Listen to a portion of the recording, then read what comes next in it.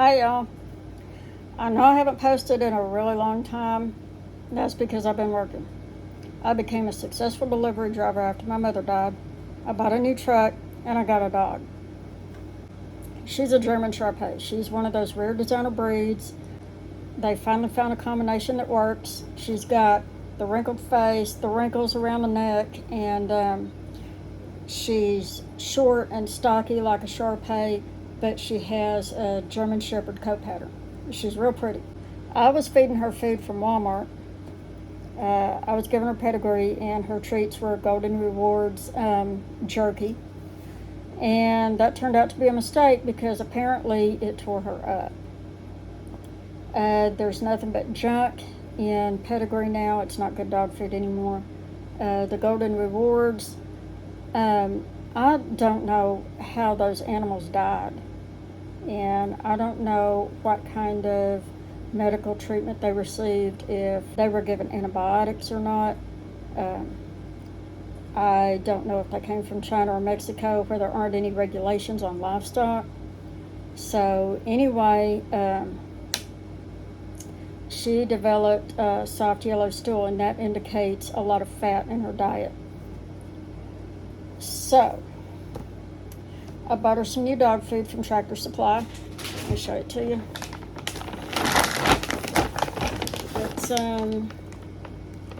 It's the lemon rice formula, and it's recommended by vets when a dog is having digestive trouble because they've eaten something that didn't agree with them. I mean, it happens to humans too. Hell, it happens to me. So anyway, this cost me $17.51 at Tractor Supply. And it still has all the preservatives. It's got the potassium sorbate, the glycerin, all the crap that they use to mix it up with and keep it moist in the bag or on the shelf. And so I wanted to try a little experiment. I wanted to make human grade food for my dog because I'm not sure I can trust even the human grade food that's being sold in the stores.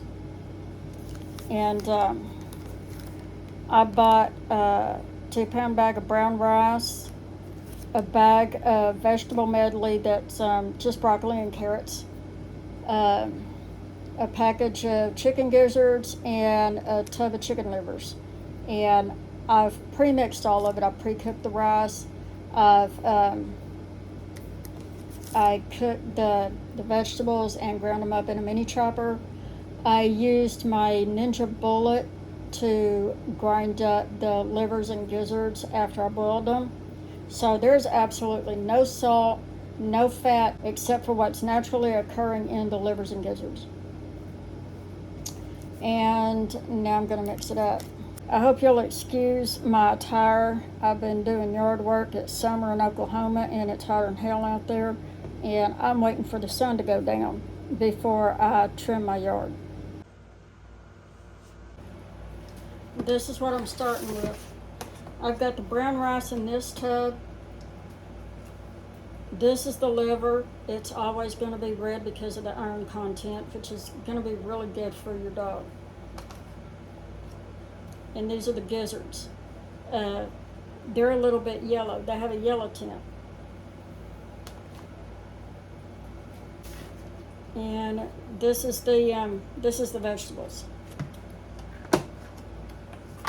And you can see how finely milled they are.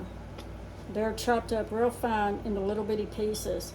And the smaller the piece, the more evenly it's going to be distributed throughout the dog food. I have a locking lidded tub here. I'm just going to mix this up by hand. I'm not going to use a sausage grinder stuffer thing because I don't feel like it's necessary, to be quite honest.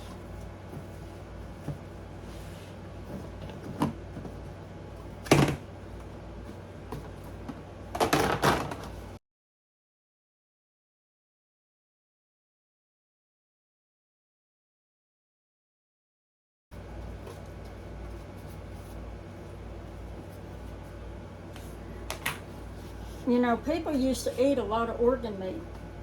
back when we all lived on farms, and before refrigeration, organ meats were a delicacy. And they had to be eaten right after the animal was slaughtered because they wouldn't last very long. And they were very nutrient dense, and especially after winter, when people were probably suffering from scurvy and mineral deficiencies because they were eating salted preserved food to stay alive. When they ate these organ meats in the spring, it was almost like drinking a tonic. It really revived them. And pretty much, I'm sure it saved a lot of people's lives, eating organ meat. And now we just don't do it anymore. I remember eating calf liver and onions when I was real young, and I remember liking it then, but when I got older I didn't like it anymore. I just didn't like the taste of it. I think I did something wrong. I don't remember soaking it in buttermilk, and that's actually a trick to eating anything gamey or nutrient rich. It has a different flavor to it. It has a depth of flavor that you're not really prepared for. And buttermilk will tenderize these tougher cuts of meat: the spleen, the pancreas, the kidneys, the shortbreads. And chicken liver and chicken gizzards, they are really tough, and they've got to be tenderized. So we use buttermilk for that. And I think because I didn't soak the liver in buttermilk before I cooked it, it had that natural gamey flavor to it, and I didn't like it. So maybe one of these days I'll try liver and onions again, because liver's really good for you. It's very rich in iron and thiamine. And we don't get enough minerals in the food that we eat today because almost everything we eat is sterile. Y'all not notice that? Our vegetables are grown in sterilized soil in a greenhouse, probably somewhere in Mexico, and it gets trucked in. Nobody grows food in amended soil anymore. And by amended, I mean it's had compost added to it. To grow anything in central Oklahoma, you have to amend your soil because we have clay soil, and it's really dense, and it's hard to plow up, and it's hard to grow plants in it.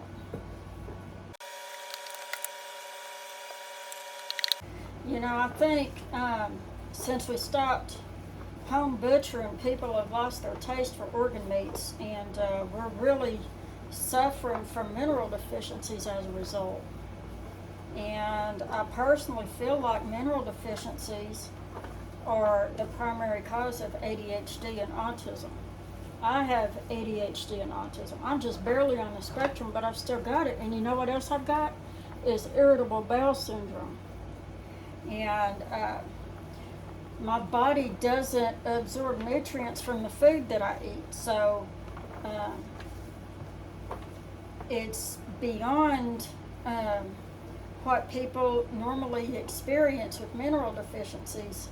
I mean, they can eat all the carrots and broccoli and cauliflower and tomatoes they want to and not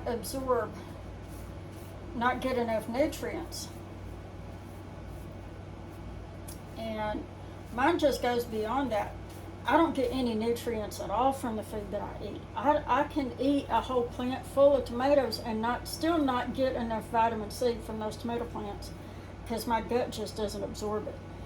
I have to have liquid electrolytes, liquid protein, which is the protein shakes that are so popular now, and liquid vitamins.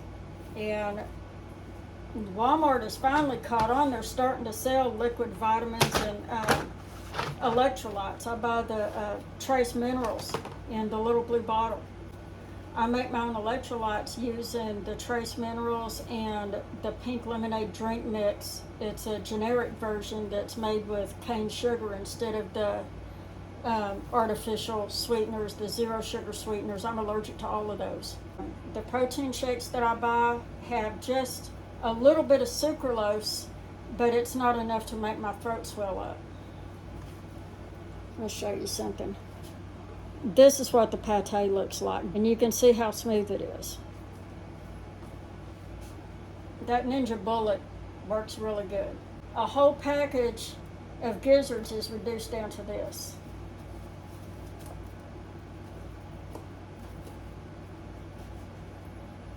And yes, it does stink. Gizzards are normally fried in the South. People eat them fried. I've never seen anybody eat them as a patè before. But if you turn them into a patè, you don't have to take the membrane and the gristle off of them before you grind them up. You just cut them up into fine pieces and they'll grind up just fine. And it's not going to hurt your dog.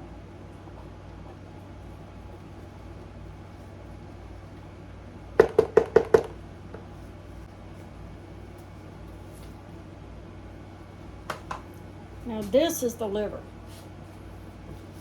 It's a little more liquid.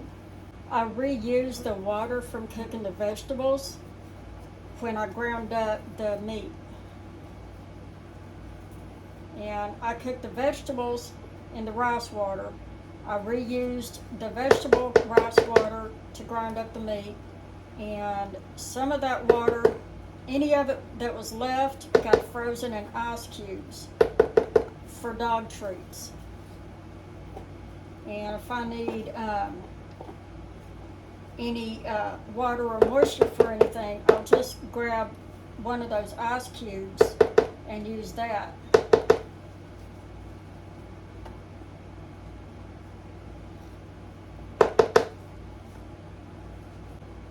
This is when I'm going to have to use my hands and mix this up.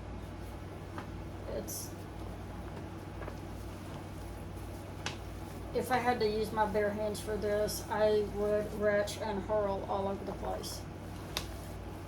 Because it's got an odor. I imagine this would make good catfish food. I think catfish would go crazy for this. Add some flour to it to bind it and put it on a treble hook with some pantyhose around it and drop a line in a lake or a river and you'd be pulling in catfish like crazy. See, my family, we used to make our own catfish bait. We'd make blood bait and dough bait, and that dough bait was made with catfish pellets. And we used liver for fish bait as well. And hog brains, that was another thing that I've used for fish bait. You used to be able to buy hog brains. I haven't seen them in years.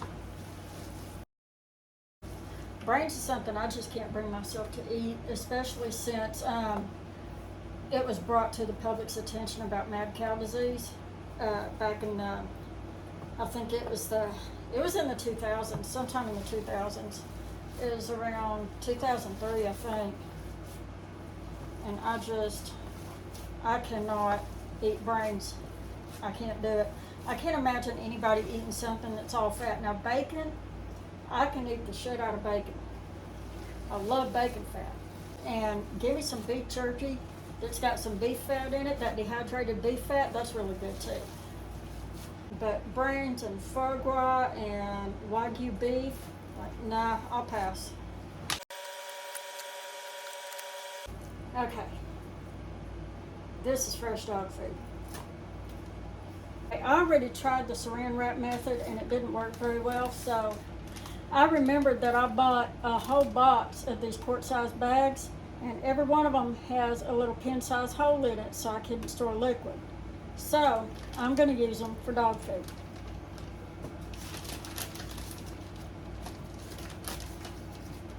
I'm not going to worry so much about portion control. I reckon 1 quart-sized bag will probably last for a while. I'm getting this crap all over the place. This is so gross.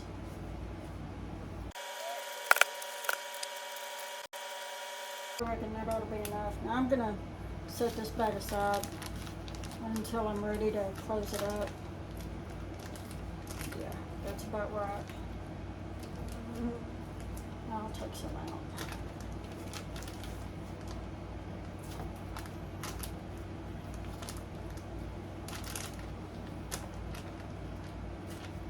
Bella's a 70-pound dog, but she hasn't been eating very much.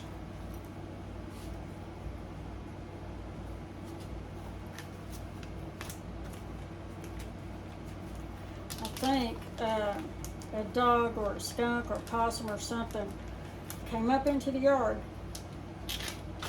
and ate out of her food bowl. And she hasn't eaten very much since then unless I'm guarding her. She expects me to guard her so she can eat. And I'm trying to break that habit. She's so gentle-natured, she will not attack another dog. She wants to be friends with them. But a dog came up into the yard last night, and it was a stray. And it was a smaller dog. Bella didn't want to share her bed. She didn't want to share her dog food. So she stood over the dog and, you know, tried to intimidate the dog by size, and that didn't work. The dog ate out of her dog bowl, and she expected me to do something about it. And I'm like, no, Bella, you're the dog, not me. So anyway, I had to run the dog off. And now she's eating again, so I don't know. She's one of those weird dogs. She did not inherit a protection gene for nothing. Protect is not in her DNA. She expects me to protect her. And she's clingy. She expects to sleep in the bed with me. I ain't having that shit. No, not with my sensory issues. I have a hard enough time traveling with her in the truck. I'll give her a full bath before I put her in the truck. I cannot handle that dog smell.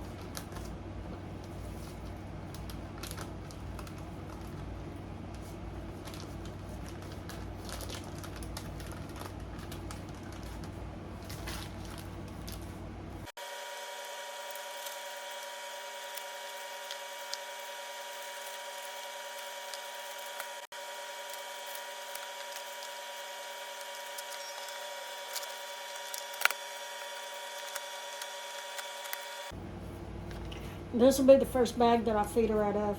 The other three are going in the freezer. And I got a mess to clean up.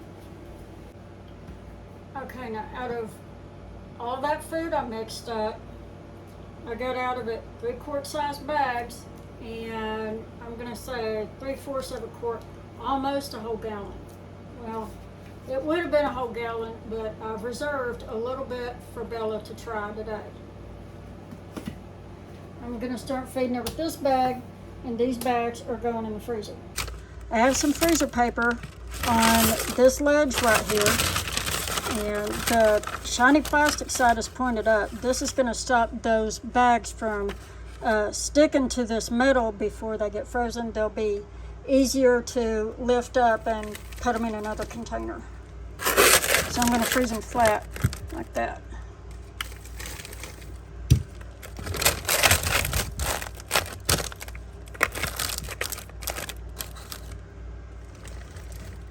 And I'll position one of them like this, make them easier to separate.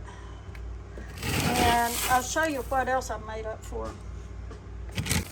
This is watermelon juice that I have frozen in ice cubes. She loves these.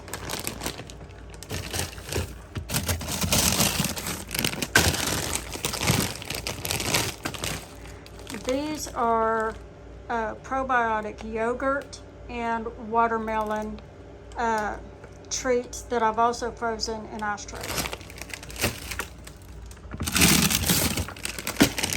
Now this is cucumber juice that I've frozen in ice trays. I bought some mini English cucumbers, skinned them and cut them up, and then run them through my Ninja Bullet and poured them in ice cubes.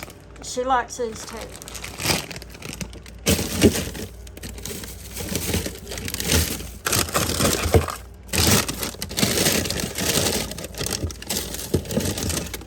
And I butter some of these.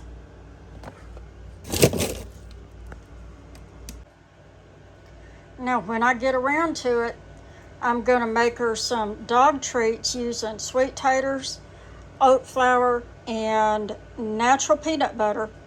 And I had this tray here so I can make her some watermelon dog chews, also using watermelon juice and oat flour.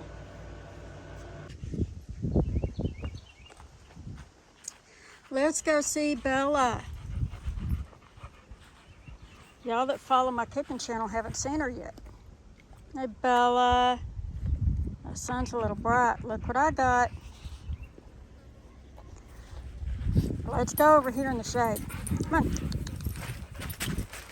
She's got her own sunshade, a wading pool, a platform bed. And let's go over here. She has a $436 doghouse that I bought off Amazon. This thing has a heating pad, and I've got her a heated water bowl for winter. This dog has everything, and y'all haven't even seen the way I travel with her. She's got a car hammock for the back seat. Oh, there she goes. Sometimes she takes a dip in that pool and cools off. Come here, Bella. Come here. Let's get in the shade. There you go. Let's see if she likes it. She'll figure it out. There you go, Bella. Get your big old bite of it. She's never had soft food. And I didn't make this because she has any kind of dental problems. I made it because that other food that I was feeding her made her sick. It was bad for her. The treats were bad for her. She just wasn't having a very good time.